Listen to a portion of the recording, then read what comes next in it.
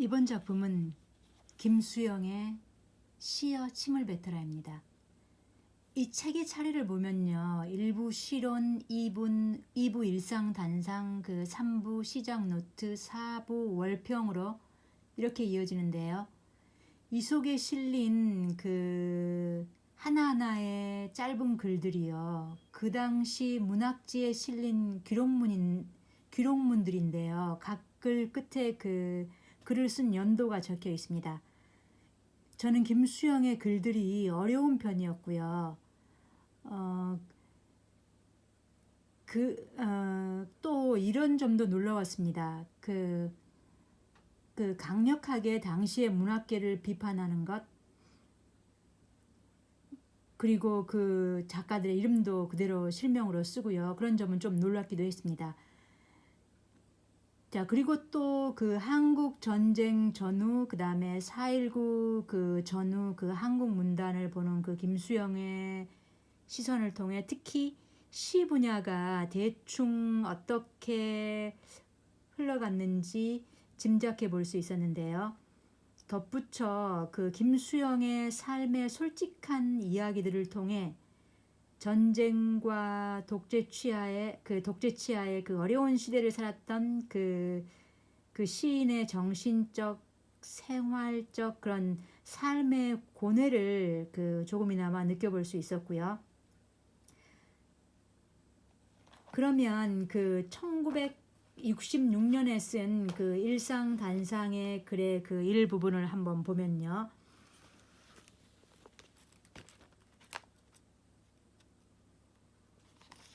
나에게는 아직도 해결하지 못하고 있는, 그리고 앞으로도 좀처럼 해결하지 못할 것 같은 세 가지 문제가 있다. 죽음과 가난과 매명이다.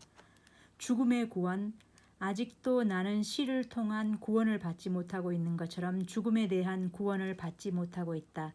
그런 의미에서는 40년을 문자 그대로 헛산 셈이다. 가난의 구원, 길가에서 매일같이 만나는 신문 파는 불쌍한 아이들을 볼 때마다 느끼는 자책감에서 헤어날 길이 없다.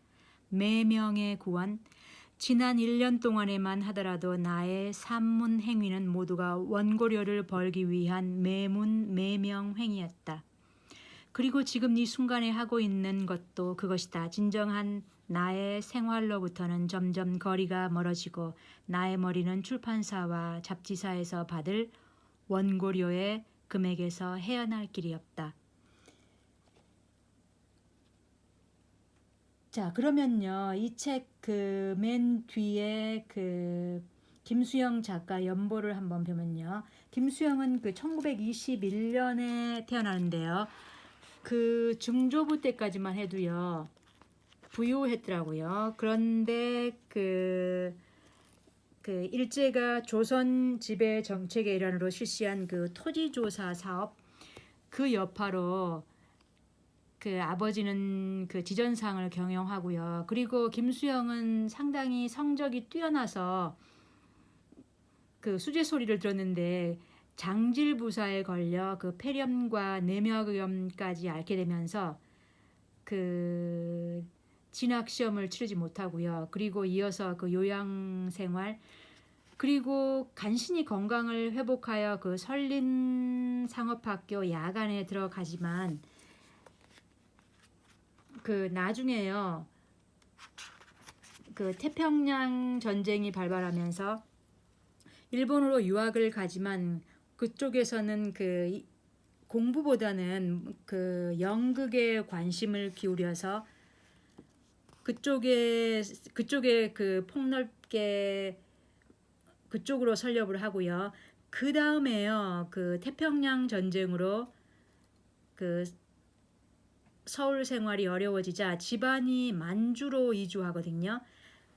그리고 1944년에 학도병 징집을 피해서 서울로 오지만 다시 그러니까 식구들이 있는 만주로 가지 않고 고모집에서 머물면서 연극 활동에 몰두하고요. 그리고는 연희 전문 영문과에 편입하고요. 그리고 이제 무슨 영어 강사도 하고 통역 일도 하고 그러다가 김연경과 1949년에 결혼했는데 바로 그 6.25 한국 전쟁이 발발했고요. 그리고 그때 김병욱의 권유로 그 문학가 동맹에 나갔다가 강제 동원되어 그 평남 개천군 그쪽에서 그 군사훈련을 받고 나중에 그 탈출했으나 또 체포되고 또 탈출되고 이렇게 해서 서울까지 오지만 그 부산의 거제리 포로 수용소에 수용되고요. 그때 경찰에 체포당한 거죠. 그리고 나중에는 그 200여 명의 민간인 억류자의 한 명으로 이제 석방이 되거든요. 그리고 또 이어서 그 통역관으로 취직을 하고 그 다음에 이어서 이제 무슨 그 영어 교사도 하고 그 다음에 그 신문사에도 취직을 하고 양계도 하고 이러면서 계속 여러 가지 일들을 계속 쭉 해오다가 그 1959년 첫 시집 달나라의 장난을 그 출간하고요. 그리고 1960년에 이 4.19 혁명, 4.19 혁명 때요. 김수영이 그 많은 시들을 쓴 것 같아요. 그때 그 열정적으로 그 혁명의 열기와 그 보폭을 같이 하면서 그 규범적 의미의 시를 부정하고 시를 넘어서 자유에 이르고자 그때 작품이 많이 쏟아져 나온 것 같아요. 그러다가 이제 그러면서 여러 이제 문학 활동에도 많이 참여하더라고요. 그리고 이 작품 지금 시여 침을 뱉으라 이 제목으로 주제를 발표한 게 바로 1968년 부산에서 열린 그 팬클럽 주최 문학 세미나였거든요. 그리고 그 6월 15일 집 근처에서 저녁에 그 귀가하던 길에 버스에 부딪혀서 숨을 거두고 맙니다. 그때 나이가 48세였습니다. 자, 김수영은요, 그 일제 그 치하에서 그때 교육을 받았기 때문에 왜냐하면 1921년에 태어났으니까 그리고 그가 그 보름이나 한 달에 그렇게 한 편씩 시를 썼더라고요. 그래서 그 시를 쓸 때 어려울 때가 많았다고 얘기하면서 어떤 얘기를 하냐면요. 그 일본어를 배운 세대로서 그 한국말이 서투른 탓도 있고 신경질이 심해서 원고 한 장을 쓰려면 한글 사전을 최소한 2~3번은 들춰봐야 되는데 그동안의 생각을 가다듬는 이득도 있지만 생각이 새어나가는 손실도 많다. 그러나 시인은 이득보다도 손실을 사랑한다. 이것은 역설이 아니라 발악이다. 이렇게 어려움을 썼거든요. 그리고 이 책 3부에서 그 자신의 시에 대해 그 시를 쓰게 된 동기와 시에서 표현하려고 한 그의 의도를 친절하게 그 설명을 해주거든요. 근데 그렇게 설명이 쉽지만은 않은데 그나마 그 판문점의 감상이라는 그 시의 그 시작 노트는 좀 세세하게 써줘서요. 되게 읽기가 편했거든요.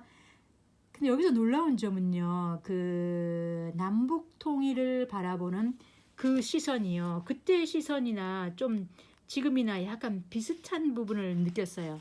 그래서 그 부분을 한번 읽어볼게요. 그 신문사에서 그 판문점 사진 밑에 들어갈 송년시를 써달라는 그 부탁을 받고요.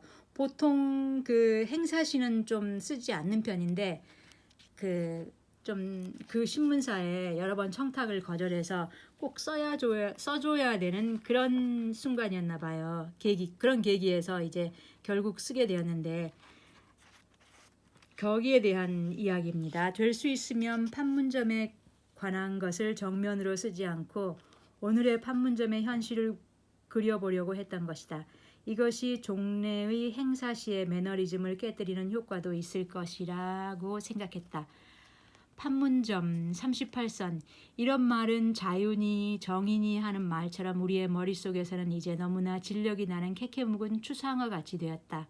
민족의 지상과제라는 남북통일보다도 우리들의 머릿속에는 돈에 대한 걱정이 더 크다.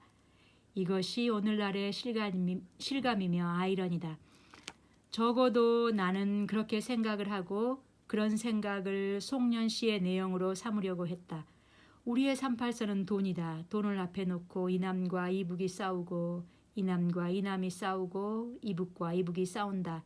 38선은 반발의 경계선인 동시에 그만큼 치열한 친화력의 경계선이다. 돈도 그렇다. 이 송년시를 쓰려는 나의 몸부림도 그렇다. 송년시 같은 행사시를 쓰지 않으려는 힘과 쓰려고 하는 힘이 나의 내부에서 피투성이가 되어 싸우고 있다. 그것은 우리들의 외부에서 벌어지는 연극인 동시에 우리들의 내부에서도 또 같은 양상으로 벌어지고 있는 희비극이다. 자, 이 시를 쓴 게요 1967년이거든요. 그런데 지금의 생각과 거의 비슷해서 저는 좀 놀랐습니다. 판문점의 감상의 앞부분의 일부를 좀 보면요. 31일까지 준다고 한 3만 원, 29일까지는 된다고 하고 그러나 넉넉 잡고 내일까지 기다리라고 한 3만 원. 이것을 받아야 할 사람은 일사후퇴 때 나온 친구의 부인. 이것을 떼먹은 년은 우리 여편네가 든 개의 오야가 주재하는 우리 여편네는 들지 않은 100만 원짜리 개의 멤버로 인형을 만들어 파는 년이라나. 이 3만 원을 달러 이자라도 내서 갚아달라고 대드는 바람에 집문서를 갖고 가서 무이자로 15개월만 돌려달라고 우리가 강청한 사람은 이 돈을 받을 사람과 한 고향인 함경도 친구.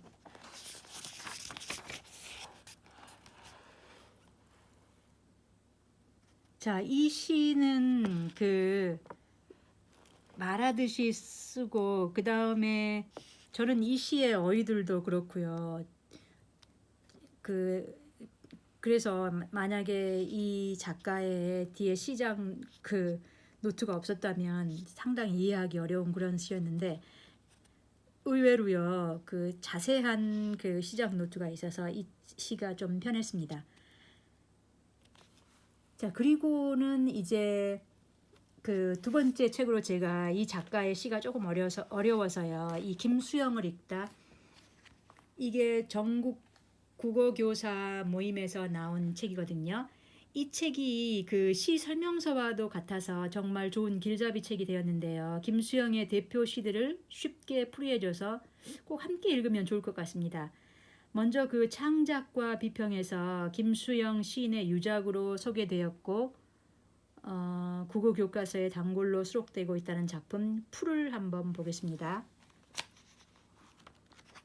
이게 1960년대 그다음에 70년대 민중운동 그다음에 민중문학을 대표하는 그런 작품으로 인식이 돼서 널리 알려져 있는 작품이죠. 풀이 눕는다. 비를 몰아오는 동풍에 나부껴 풀은 눕고 드디어 울었다. 날이 흐려서 더 울다가 다시 누웠다. 풀이 눕는다.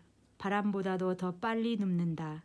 바람보다도 더 빨리 울고 바람보다 먼저 일어난다. 날이 흐리고 풀이 눕는다.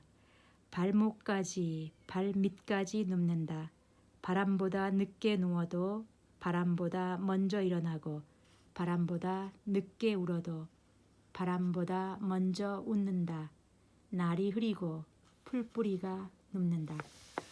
자, 뒤에 설명을 보면요. 보통 풀과 바람으로 대립적 관계를 설정하고 풀을 민중으로 그다음에 바람을 권력.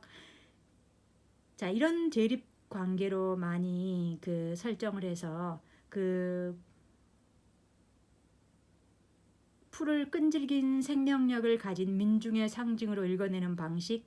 물론 그런 해석도 타당성이 있지만 그렇게 단순화하기엔 이 시가 담고 있는 뜻이 작지가 않고요. 그래서 풀과 바람의 상징 혹은 알레고리를 어떻게 읽어내느냐에 따라 이 시가 이야기하고자 하는 바가 다양하게 펼쳐질 수 있고, 그런 점이 바로 이 시가 훌륭하다는 이유입니다. 따라서 이 시는 풀과 바람의 관계에 유의하면서 독자 자신의 관점으로 읽어내는 것이 좋다는 거죠. 자, 그래서요, 여기서 중요한 것은 그 풀과 바람의 관계가 먼저 이런 늦게 그리고 울다 웃다 이런 대립을 거치면서 풀이 바람을 앞서는 관계의 역전이 일어난다는 것, 그 다음에 바람이 불어 풀이 눕는 것이 상식이지만 시인은 오히려 풀이 바람에 앞설 수도 있다는 어떤 시적인 진실을 발견했고, 그것을 이 작품에 담아 놓았다는 것입니다. 그래서 이 작품을 그 독자 자신의 관점에서 한번 읽어보는 것. 자, 그래서 저는 널리 알려진 이 작품이 좀 이렇게 편했고요. 그 다음에요, 생전에 김수영에게 아내 김연경은 애증의 대상이었고, 그 다음에 김연경은 이화 전문학교를 나왔으며 문학에도 재능이 있었던 우수한 인재였고요. 그 다음에 김연경의 회고록에 따르면 김수영과 김연경은 서로에게 아주 강렬하게 이끌렸던 것 같고, 둘은 1950년에 결혼식을 올려 매우 행복한 결혼 생활을 시작하지만 몇 달 만에 한국 전쟁이 일어나면서 아주 짧은 순간에 행복은 산산조각이 나고, 전쟁통에 김수영은 의용군으로 끌려가 생사를 알 수 없게 되었고, 이렇게 그때 이 생활이 막막해진 김연경은 부산으로 피난을 가서 김수영의 동창인 이종구와 함께 살게 되었다고 합니다. 근데 전쟁 이후에 김수영이 돌아와 두 사람은 재결합을 했지만 생활이 이전처럼 평탄하지는 않았고요. 자, 그래서요, 기록에 따르면 1958년 가을에 김수영은 아내와 둘째 아이를 데리고 영화관에 갔다가 영화를 다 보고 나와서 길을 건너다 돌연 아내를 우산으로 때려 눕히고 아들놈이었던 둘째 아이는 울음을 터뜨리고, 이 폭행 사건이 왜 일어났는지 자세히 알기는 어렵지만 중요한 것은 이 시가 바로 그 사건을 모티브로 삼았다는 거죠. 자, 지금 읽어보려고 하는 이 시가 바로 죄와 벌인데요. 이 시는요, 단순히 현실의 사건을 재현한 것이 아니라 시인은 이 사건을 시로 형상화하면서 시적인 것을 드러내고자 했고요. 비겁하면서도 속물적인 자기 자신에 대한 고발이자 더 나아가 죄를 지은 가해자는 무엇을 통해 다시 태어날 수 있는가에 대한 고민이었다고. 자, 그러면서요, 시인은 자신이 우산대로 아내를 때린 현장을 고발하면서 혼자 집에 돌아와서도 아내의 안위를 걱정하기보다는 자신의 체면이 깎이지는 않을까, 누군가 그 장면을 목격하지는 않았을까 근심스러워하는 자신을 솔직하게 드러내고요. 더 나아가 자신의 체면보다도 지우산 하나가 더 아까웠다는 속물적인 마음까지 까발린다는 시가 바로 죄와 벌입니다. 죄와 벌. 남에게 희생을 당할 만한 충분한 각오를 가진 사람만이 살인을 한다. 그러나 우산대로 여편네를 때려 눕혔을 때 우리들의 옆에서는 어린 놈이 울었고, 비오는 거리에는 40명가량의 취객들이 모여들었고, 집에 돌아와서 제일 마음에 꺼리는 것이 아는 사람이 이 캄캄한 범행의 현장을 보았는가 하는 일이었다. 아니, 그것보다도 먼저 아까운 것이 지우산을 현장에 버리고 온 일이었다. 자, 상당히 이 시는 좀 쇼킹한데요. 자, 그럼 마지막으로 폭포 한 작품을 더 읽고 그 다음에 이 시여 침을 뱉어라, 이 북 리뷰를 마치겠습니다. 이 폭포라 작품은요, 1957년 시작 노트에 실린 그의 글을 그대로 한번 읽어보겠습니다.